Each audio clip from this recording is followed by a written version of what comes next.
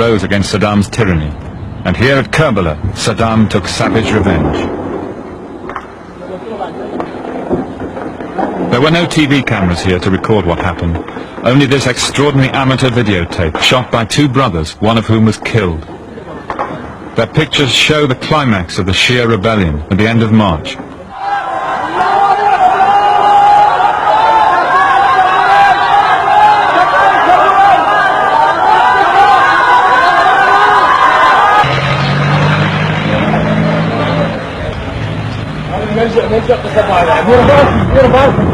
The revolt had almost succeeded, but Saddam's Republican Guard and their tanks had been left intact by the Allies.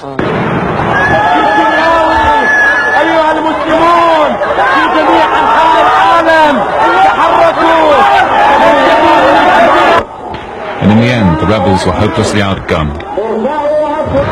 The city is now surrounded. With time running out and no hope of escape, a last embrace.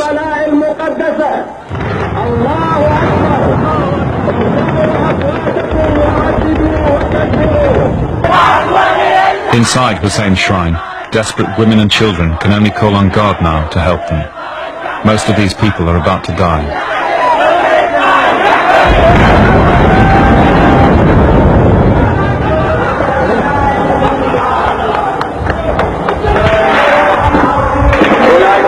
المجاهدين الأبطال توجهوا بكافة أسلحتكم لتقوية الدبابات والقوة المعادية ومنعهم من التسلل إلى الدور والسكنات.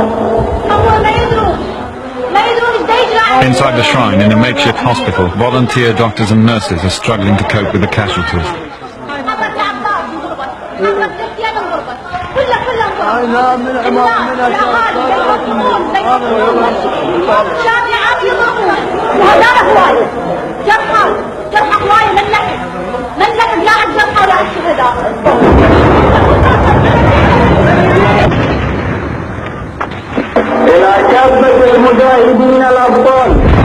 Outside, Saddam's tanks can be seen creeping up the main street. The final assault has begun.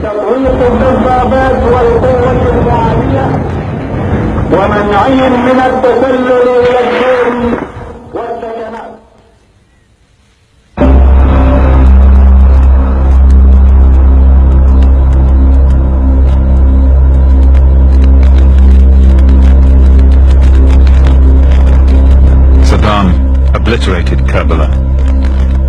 Like a king of ancient Assyria, he inflicted a biblical punishment on his rebellious subjects.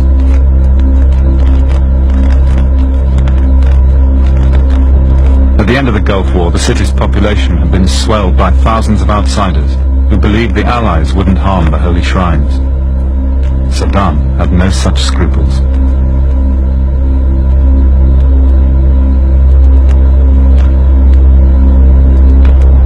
It was a month after the revolt before foreign journalists were allowed into the city.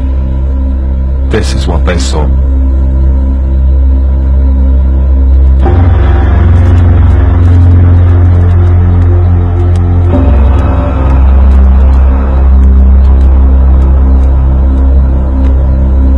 It was said that some of the Republican Guard tanks had come into Karbala bearing placards saying "No more Shia after today."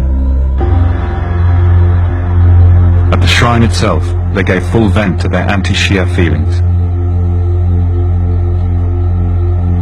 The cedarwood doors were left splintered on their hinges as the guards smashed their way through to get at those inside. In the great mosque itself, even the names of the Shia imams were machine-gunned, murdered in the Middle Ages, killed again by Saddam. Few could have survived such a hail of bullets.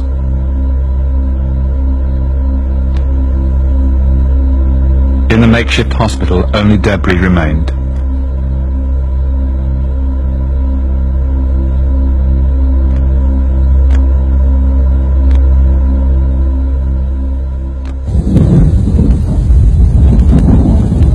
Across the south, as the April rains fell, the story was the same. In Basra, Samawa, Nasiriyah. In Najaf, Saddam's troops had fired 55 Scud missiles into the old city.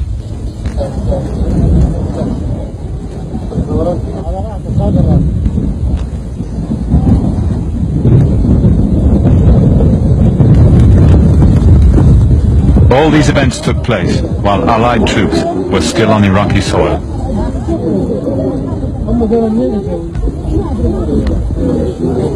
The university here in Najaf was 1,000 years old, in Shia eyes rather like Canterbury and Oxford rolled into one.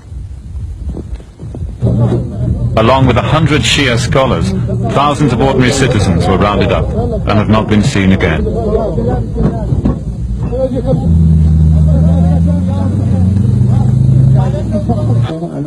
The spiritual head of the world's 150 million Shia, 90-year-old Grand Ayatollah Al-Khoui, was placed under house arrest. Khoui had stood for the humane tradition of Najafi and Shia scholarship. Through the years of persecution by Saddam's Ba'ath Party, he tried to keep religion out of politics. In the end, he nailed his colours to the mast and declared the rebels' cause was just.